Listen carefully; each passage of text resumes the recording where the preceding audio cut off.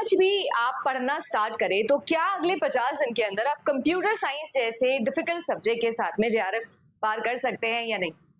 ये सवाल मेरा नहीं है, ये सवाल कमेंट सेक्शन में हर एक स्टूडेंट का है जो शायद अभी अपनी तैयारी शुरू करने से पहले अपने आप पर डाउट कर रहा है। ये सोच रहा है कि सिलेबस बहुत वास्ट है, 50 से 60 सब्जेक्ट्स है जो मुझे पढ़ने हैं, 10 यूनिट्स के अंदर डिवाइडेड है। यूजीसी नेट एग्जामिनेशन के अंदर शायद कंप्यूटर साइंस के अंदर जो प्रोग्रामिंग वाला पार्ट मेरा वीक है वो पूछा जाता होगा, शायद गेट के जैसे जितने डीप क्वेश्चंस मुझसे पूछे जाते होंगे, या फिर न्यूमेरिकल वाले पोर्शन जो मुझे समझ ही नहीं आते हैं, उनकी जो ये प्रॉब्लम है वो मैं कैसे सॉल्व करूंगा और कैसे अपना जेआरएफ क्वालिफाई करूंगा। ये सारे सवाल अगर आपके मन में आते हैं तो मैं आज आप सभी लोगों के लिए लेकर आई हूँ एक बहुत इंपॉर्टेंट मैसेज के साथ साथ एक इंपॉर्टेंट सीरीज का अनाउंसमेंट। आप में से ज्यादातर स्टूडेंट्स वो स्टूडेंट्स हैं जिन्होंने कंप्यूटर साइंस थोड़ा बहुत बेसिक्स पढ़ा होगा, ग्रेजुएशन में पढ़ा है, पोस्ट ग्रेजुएशन में पढ़ा होगा, या ऑलरेडी पोस्ट ग्रेजुएशन कर रहे हो तो पढ़ रहे होंगे।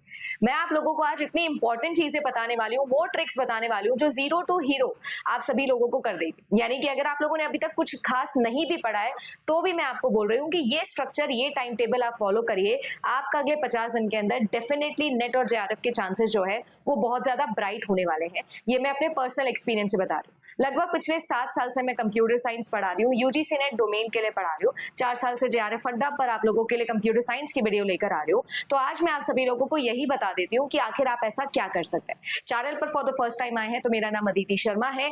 चैनल के ऊपर खूब सारे मेरी प्लेलिस्ट बनेंगी, वीडियोस मिलेंगे आपको, अगर आपका मन है तो जाकर देखिएगा। और मैराथन्स भी है तो मैराथन जाकर भी देखिएगा, क्योंकि उनका एक बहुत इंपॉर्टेंट रोल जो है वो अभी आप लोगों के लिए होने वाला है। देखो, इससे पहले कि मैं आप लोगों को बाकी सारी कहानी बताऊं, अगर मान लीजिए कि आप सभी लोग जो है वो 100 क्वेश्चंस अटेम्प्ट करते हो और उन 100 में से अभी तक आप सिर्फ 40 क्वेश्चन सही कर पाते हो, और वो क्वेश्चंस ऐसे क्वेश्चंस हैं जिनमें कुछ रैंडम गेस की वजह से आपने सही किए हैं, कुछ ऐसे क्वेश्चंस हैं जिनके टॉपिक्स उन यूनिट्स हैं जो आपकी फेवरेट है। जैसे कॉलेज में सबका फेवरेट यूनिट या फेवरेट सब्जेक्ट मैं कहूँ तो डेटाबेस मैनेजमेंट सिस्टम होता है, या ज्यादा से ज्यादा बच्चा जो होता है उसको ऑपरेटिंग सिस्टम ईजी लगता है, समझ में आता है, तो वो डायरेक्टली उसके क्वेश्चन सॉल्व कर लेता है। कुछ ऐसी चीजें होती है जो बहुत ही ज्यादा डायरेक्टली एग्जाम में पूछी जाती है तो वो भी उनमें इंक्लूड हो जाते हैं। तो मेरा मानना ये है कि 40 ऐसे क्वेश्चंस है जो कोई भी एस्पिरेंट जिसने ग्रेजुएशन पोस्ट ग्रेजुएशन किया है सीएस से वो कर लेता है। बट अगर आप लोगों को इस 40 को लेकर जाना है 90 तक, और आप सभी लोगों को ये देखना है कि यार मैं इतना नंबर कैसे सिक्योर करूंगा, तो मैं आप लोगों को देने वाली हूँ कुछ इंपॉर्टेंट टिप्स। सबसे पहले तो आप सभी लोगों को ये समझना पड़ेगा कि आप सभी लोगों के लिए जो सबसे बड़ा मिथ है, वो सबसे बड़ा मिथ ये है कि आप में से ज्यादातर स्टूडेंट्स को ऐसा लगता है कि क्योंकि ये कंप्यूटर साइंस है तो इसके अंदर न्यूमेरिकल जो है वो बहुत ही ज्यादा मेरे लिए बनने वाले हैं। तो मैं आप लोगों को मना कर देती हूँ कि ऐसा बिल्कुल भी नहीं, ये एक मिथ है। 7 साल से यूजीसी नेट एग्जामिनेशन के लिए पढ़ा रही हूँ कंप्यूटर साइंस, और पिछले 10 साल का एनालिसिस करके अलग से बैच भी आपके लिए बनाया, इग्निशन बैच 10 साल के प्रीवियस ईयर भी सॉल्व कर रहा है। तो मैं आपको ये बता देती हूँ कि आपके लिए आप लोगों का 70% से ज्यादा पेपर, इनफैक्ट 80% पेपर जो है वो आप लोगों का थियोरेटिकल पेपर आता है। ये पेपर आप लोगों के गेट के पेपर के जैसा नहीं होता है। यहाँ पर आप लोगों के लिए अगर न्यूमेरिकल क्वेश्चंस भी आते हैं तो अगर 5 न्यूमेरिकल 10 न्यूमेरिकल क्वेश्चंस आते हैं तो उसमें से 8 ऐसे हैं जो डायरेक्टली फॉर्मूला बेस्ड होंगे। हाँ, बट अगर आपको फॉर्मूला लगाना नहीं आता है, आपको वैल्यू सब्स्टिट्यूट करनी नहीं आती है, इसका मतलब आपकी अगेन उसकी भी थ्योरी वीक है। तो मैं आपको बोलती हूँ कि इसमें और 20% आप मान लीजिए वो भी थ्योरी का ही रोल है। क्या न्यूमेरिकल करने का असूल यही होता है कि पहले आप उसका बेसिक्स यानी उसके थ्योरी कंसेप्ट सही करिए, और फिर उसके बाद में जो है वो आप सभी लोग उसके न्यूमेरिकल पोर्शन को जाकर अटेम्प्ट करें। तो सबसे पहला मिथ जो है, इस मिथ को आपको दूर रखना है।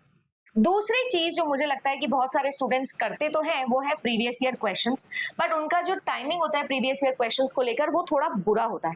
अब आप लोगों के पास में मात्र 50 दिन बचे, तो इन 50 दिनों के अंदर अगर आप सब लोग ये सोच रहे हो कि यार मैं सिलेबस पहले पूरा कर लेता हूँ, उसके बाद प्रीवियस ईयर करूंगा, उसके बाद जो है वो मैं मॉक टेस्ट दूंगा, तो आप कभी भी काम कर ही नहीं पाओगे। सिलेबस कभी भी खत्म नहीं होने वाला है, सिलेबस आप पढ़ ही नहीं सकते अगले 50 दिन के अंदर। जितना कोर्स है यूजीसी नेट एग्जाम में पेपर 2 का, और फिर उसके बाद आपको पेपर 1 भी पढ़ना है, इम्पॉसिबल 50 दिन में कर लोगे। तो आप सभी लोगों को जो है वो प्रीवियस ईयर क्वेश्चंस के ऊपर फोकस करना है। अब प्रीवियस ईयर क्वेश्चंस के बिहाफ पर आपको मिलने वाले हैं बहुत सारे ऐसे कॉन्सेप्ट्स, जो कॉन्सेप्ट्स आप लोगों के लगभग 10 साल के अंदर मोस्ट फ्रीक्वेंट रहे हैं।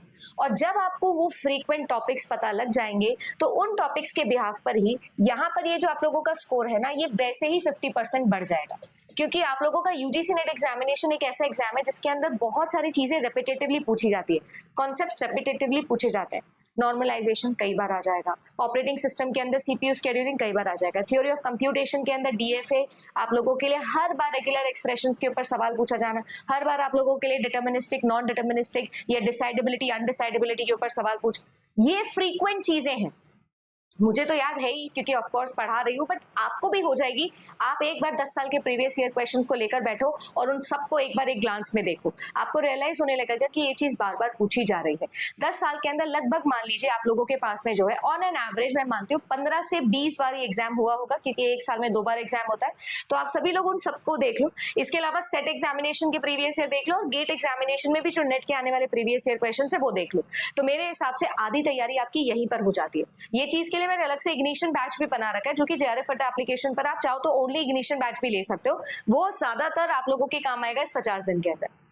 बट मैं आपको ये कह रही हूँ कि फिर भी अगर मैं आप लोगों को बोलूं कि मोस्ट फ्रीक्वेंट कॉन्सेप्ट्स जो इंपॉर्टेंट है वो मैं आप लोगों के लिए यूट्यूब के ऊपर भी फ्री ऑफ कॉस्ट लेकर आ रही हूँ इसी समय पर। रोज रात को 7 बजे आप लोगों के लिए मैं एक वीडियो जो है वो पब्लिश करती हूँ। इस वीडियो के अंदर जो है वो आपको यही चीज मिले तो कैसा रहने वाला है, बस ऐसा ही कुछ आपको समझना हो। तीसरा एंड फाइनल वर्डिक्ट जो मुझे ऐसा लगता है कि आप लोगों के लिए बहुत जरूरी है वो ये है कि ज्यादातर एस्पिरेंट्स को ऐसा लगता है जब वो थ्योरी पढ़ रहे होते हैं तो वो नोट्स बना रहे होते हैं, पीडीएफ इकट्ठे कर रहे होते हैं। तो मैं आप लोगों को ये बोलूंगी कि आप सभी लोगों के लिए रिविजन के लिए होती है मैराथॉन्स। मैराथन से रिवाइज करो, रिवाइज करने के बाद आप सभी लोग अगर खुद के नोट्स बनाने बैठोगे तो अभी तो बहुत ज्यादा टाइम लगेगा, तो नोट्स बनाने की जगह आप क्या कर सकते हो, उन मैराथॉन्स के थ्रू ही और नए वैरायटी के क्वेश्चन सॉल्व कर लो, या फिर उनकी जो पीडीएफ है उनसे आप लोग अभी रिवीजन करवा लो। बाकी सारी पीडीएफ्स को इकट्ठा करना, जबरदस्ती अभी खुद के नोट्स बनाने के ऊपर एफर्ट डालना, इनकी आपको जरूरत नहीं। और ये भी मैं कह रही हूँ कि ये भी आप लोगों के लिए यूट्यूब के ऊपर ही अवेलेबल है। देखो मैं आपको बता देती हूँ कि आपको क्या करना है। जैसे जेआरएफ अड्डा के यूट्यूब चैनल पर आप जाओगे, थोड़ा सा स्क्रॉल डाउन करोगे तो आप लोगों को मेरी कंप्यूटर साइंस की प्लेलिस्ट मिलेगी, लास्ट 50 डे की स्ट्रैटेजी, और नीचे आपको मिल रहे हैं टॉपिक्स। ये डेली मैं आप लोगों के लिए डाल रही हूँ सेम टाइम के ऊपर। अगर आप लोग इस प्लेलिस्ट के अंदर जाओगे तो इसी प्लेलिस्ट के अंदर मैंने आप लोगों के लिए अपने कंप्यूटर साइंस के सारे वीडियो रखे, आप चाहो तो आराम से देख सकते हो, जिसके अंदर मैंने आप लोगों को जो है वो हर एक यूनिट का जो है वो सारे के सारे इंपॉर्टेंट टॉपिक्स और मैराथॉन्स भी दिए हैं।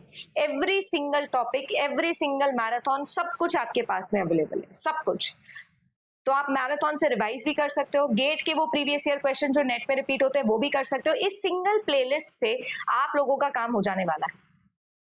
इसके अलावा ये जो 0 to JRF सीरीज है, ये डेली 7 PM आप लोगों के लिए वीडियो आएगा। उम्मीद करती हूँ कि ये चीज आप लोगों को वो कंसिस्टेंसी देगी, वो इंपॉर्टेंट क्रक्स देगी जो आप लोगों के एग्जामिनेशन पॉइंट ऑफ व्यू से बहुत जरूरी है। इसके अलावा एक और चीज है जो आज अनाउंस कर रही हूँ, bits and bytes by Aditi करके मेरा एक और यूट्यूब चैनल है जिस पर मैं सिर्फ और सिर्फ कंप्यूटर साइंस एस्पिरेंट्स के लिए काम कर रही हूँ। उस पर भी मैं डेली आप लोगों के वीडियो डालना स्टार्ट कर रही हूँ, डेली क्लास लेना स्टार्ट कर रही हूँ। तो अगर आप चाहे तो मेरे साथ वहां पर भी जुड़ सकते हैं, bits and bytes by Aditi YouTube channel पर, जहां पर सिर्फ और सिर्फ आपको कंप्यूटर साइंस की क्लासेस मिलने वाली है। तो आप नेट, गेट और सेट तीनों एग्जामिनेशन के लिए प्रिपेयर कर सकते हैं।